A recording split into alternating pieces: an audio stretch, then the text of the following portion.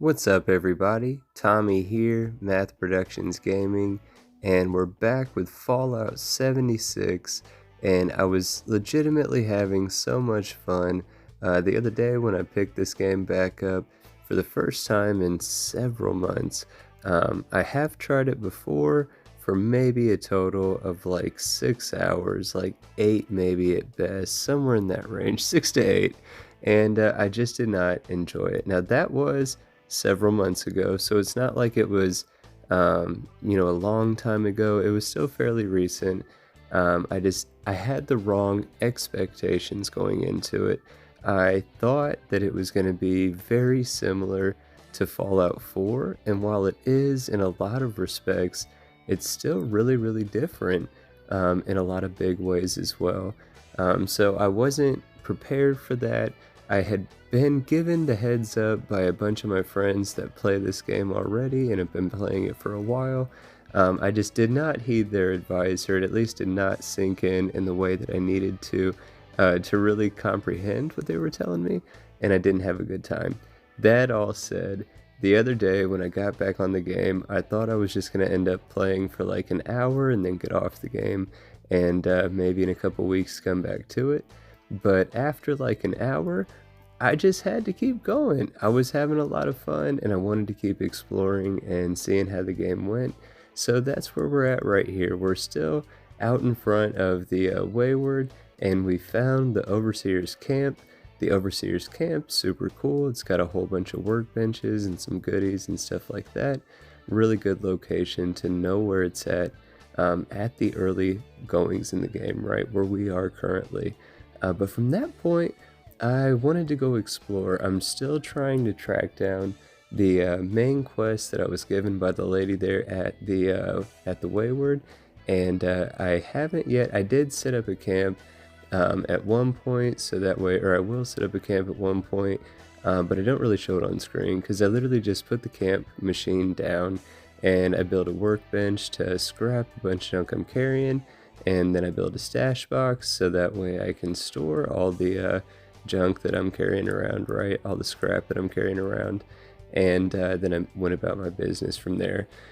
So I will probably do a video for sure at a later date, probably a bunch of videos about the camp system itself and setting up bases, moving your bases, all that good stuff. Because really, that's the only way that you can save your junk and your scrap, right? If you get taken out in play, which, knock on wood, we haven't yet, even all the way through this episode, I guess, so spoilers, we still have not figured out or experienced for ourselves what happens when an enemy gets the best of us. But when that eventuality happens, that's why you want to have a camp set up, so that way you have a spot that you can store all your goodies. I think the majority of your items, like, you retain when you respawn, but I don't know exactly what you retain, what you don't. I don't exactly even know where you respawn at. So, like, if you don't have a camp, do you just respawn all the way back at the vault? I could see that being the case. I'm not sure. But like I said, I use the word specifically, the eventuality, when the moment comes that we do, like I said, get bested by a foe. I guess we'll learn together at that point. But basically, I'm moving around. I found a random POI. It's this factory, and we're exploring around. Like, it's for the main quest that I've been following. I really should probably start playing with sound, or at least taking more time to read the subtitles and the dialogue prompts and all that good stuff. I kind of skim it in passing. I don't play with sound more often than not. Anybody who watches the main channel already is well aware of that. But we're in this factory. We're taking down the bad guys. I don't really know yet what these Scortched are. I thought they were ghouls. I still think they're ghouls, but I feel like they're ghouls that are retaining still a little bit of their intelligence, if you will. Because they use weapons, like, not just like melee weapons, but ranged weapons. That one kind of surprised me. But in this factory, basically, real quick, that ticket from that dude is basically what you need to get. And then you do a few more things in that factory, you get your way out.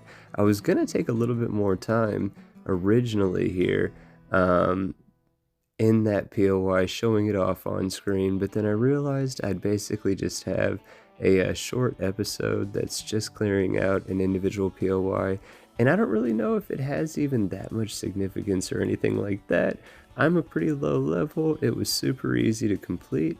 So yeah, we kind of skipped out some of it there, but the main reason was because what I ended up wanting to highlight for the back half of the video here is in the same area that that quest line had taken us. We got this like mission prompt that popped up that basically said that an event was going to start, an event was in the area, and so once we finish up with the quest line we're doing, I'm really kind of curious as to what this event thing is. So there we go, we completed Final Departure, and like I said, in this area, come down this way, and there's this thing right here, right? So it's got like this mortar flare launcher, you launch that, and then it says that it's going to bring this supply drop, right? But then there's like 5 waves of Scorched. So what I don't know as well, is this like one of the multiplayer type events, like for the server I guess that I'm playing on? Like if there was another user that was in this area at this same time, would they have been able to participate with me? I don't know, because nobody was in the area at least. So I was by myself. I've seen a bunch of videos that say when you're low level, don't necessarily try to take on events by yourself. But I like to think that I'm a decent strategist, and I had a decent idea in mind. There's this level of like a cliffside of rocks basically that we're on. It gives us a height advantage. And if we stay low and stay back, we can maybe stay basically hidden. We don't have a good ranged weapon. We do have a few other weapons. We will, spoiler I guess, throughout the waves of Scorched, toggle through more of the weapons we're carrying. We don't have much ammo.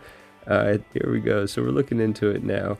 So I really don't have anything good that's ranged or with the scope. I do have a handgun with the scope, but not very many rounds. I do have a handful of throwables, so that's definitely gonna come in clutch. And basically what you're seeing on screen is the strategy that I try to maintain throughout all 5 waves of the Scorch that are going to come at me, right?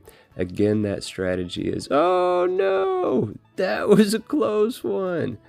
Literally sitting here high and mighty, about to be over here over explaining this strategy, and a Scorch decided to show up from behind and say, haha, in your own video, I'm gonna show you're a punk.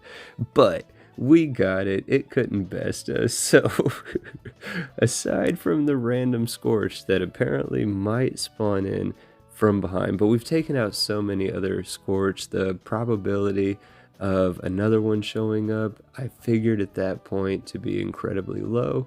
And at that point, we went in, we charged, took out that one that was hiding, and then retreat. Again, this is the strategy that I was trying to explain again. Basically, if you can get the high ground, if you can maintain cover, if you can use throwables, and if you can attack your enemies from range, and if you can get them before they can come and get ground on you, then you're gonna be in an advantageous spot to probably come out victorious, like we do in this event here. My first ever Fallout 76 event. I don't know. I don't want to make too big of a deal of it, right? Because again, I don't really know if this was like it might have been part of the quest line. I haven't been paying enough attention to really know otherwise. But I am having a lot of fun. This part of 76 definitely reminds me of Fallout 4. Again, the biggest difference in combat that I've found between 4 and 76, at least in the early goings with the perks that I have available to me currently, is the VAT system. I like the VAT system. After I've taken enemies down, it makes them glow so I can go and get my loot from them, ammo back from them. So far I've found most of the enemies that you engage with that are carrying ammunition, If you use ammunition, a lot of times the ammo that you used, you'll be able to pick back up in some quantity off of those downed enemies. This I thought was really cool. Not the same as Fallout 4, but that option to loot all nearby enemies at once, super big time saver, very convenient. Was super happy to see that option available. But that's it. We took out 5 waves of multiple Scorched at one time, and we did it all on our own. Event complete, event collision course. Probably one of the easy level events in the game. The loot, not really that great. Not really that great, but the experience was great, both for the enjoyment and the fun, and as well for the actual XP in game. So that way we can get some more levels. We've got some more perk cards. What is that? Dude, is that like a whole little town? What? That's super cool. This map is way bigger than what I anticipated or expected. It's got a whole derelict looking little town out here. I know it's going to be full of danger, probably danger that I've never seen before, and it's definitely an adventure that we're going to have in another video, probably the next video on the channel. So I hope that you enjoyed this. What is that frog thing? Another event. What is that? We're going to find out next time. I hope you guys enjoyed the video. If you did, hope you press the like button. Hope you consider subscribing to the channel. Obviously, lots more content on the way. Let me know in the comments below what you think. Take care.